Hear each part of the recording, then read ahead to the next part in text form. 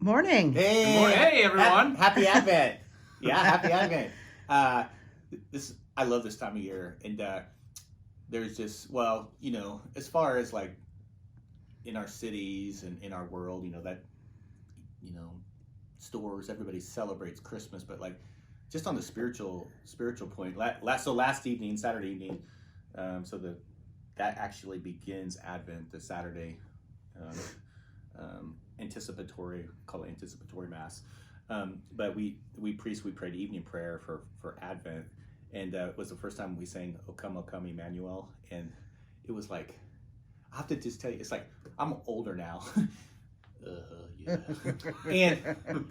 and there was just, it was powerful, just kind of everything that we've been through, for these last 9 months, and then like, bam, there it is, O Come, Emmanuel, and like, there's so much narrative and story and history in my life, connected to that song, and with so many hymns that we have, right? It's like how many life experiences and years of our life, or these have been expressions of our way of seeing our Christian life, and so it connects to core memories, and it's like it moves our hearts. And I was thinking about, like, as we were singing that last night, of like it just, there was a warmth and a connectedness, and it was like there was like just a little some joy there of just like, and I was surprised by the joy. It was like, oh, I wasn't expecting it. And I was thinking about, like, so that's what memory does, is that it has a powerful way of making the past present, right?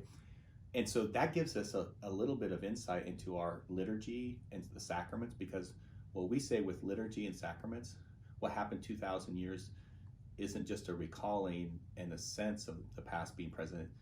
The sacraments and liturgy actually makes the past present. It's Christ who is offering himself now. It's Christ who is forgiving us in the sacrament. It's Christ who is being born again, born for us. And it's just like, so anyway, it was just like, you felt like a kid again. Wait, here's the question I'm sure everybody's asking. Were you just the three of you singing?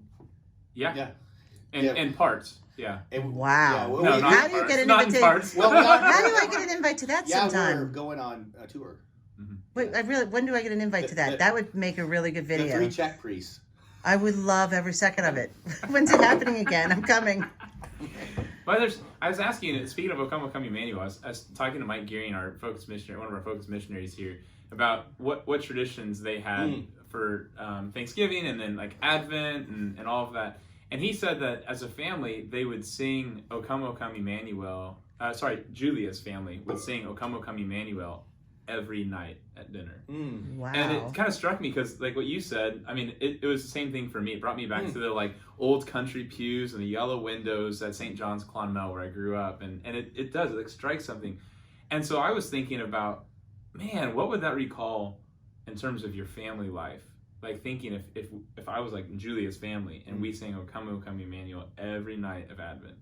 And part of me was like, well, I'd probably be annoyed. But the other part of me is like, no, because like everything, the whole family is geared, like waiting to receive the greatest gift. So I don't know, it was one of those beautiful things. I thought about passing on to my brother, like, hey, you guys should do this, because O Come, Emmanuel, even if you're not musically talented, is in a certain ways is making the whole mystery of what happens in the liturgy, what happens at Christmas, present at the dinner table, so that in a certain sense, it's the liturgy of the family. I think that's day-to-day life. That's so that's cool. a great idea that anybody could do. It's like, I think that's a little Advent challenge. Oh! Yeah. All right, you sing tomorrow by yourself, or Father Matt and I. It's awesome. Yeah. Wow. Yeah, like, and think about how easy you could do it just around the dinner table. You could pull it up on your phone and just like sing with. And I'm like, song is so important for our soul. Why is that? I mean, like, think about like when we're in the car, what we're listening to, 80s pop, right? But I mean, because music moves our affections, and it's not just a mere, when it comes to the faith of just like, here are our line by line beliefs. It's supposed to move the heart, and the heart is moved mostly by music, right? There's And so to be caught up in music, and so this, I think this could be a great little spiritual practice for the Advent season. See, I didn't think it. My favorite artist, Eric Church, at the CMA Awards, said that music was going to save the world. It's like, no, brother. Mm-hmm. But in a certain sense, it's like making us aware of the true salvation of Jesus Christ. So music might save a heart the full world. of love has to sing.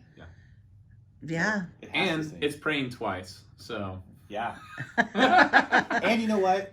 St. Augustine says is like, we live really in a valley of tears. There's temptations, trials everywhere. It's fearful. But when we sing, it lightens our load a little.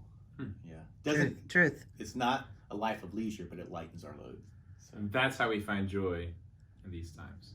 Amen. Amen. Thanks, guys. Thank you.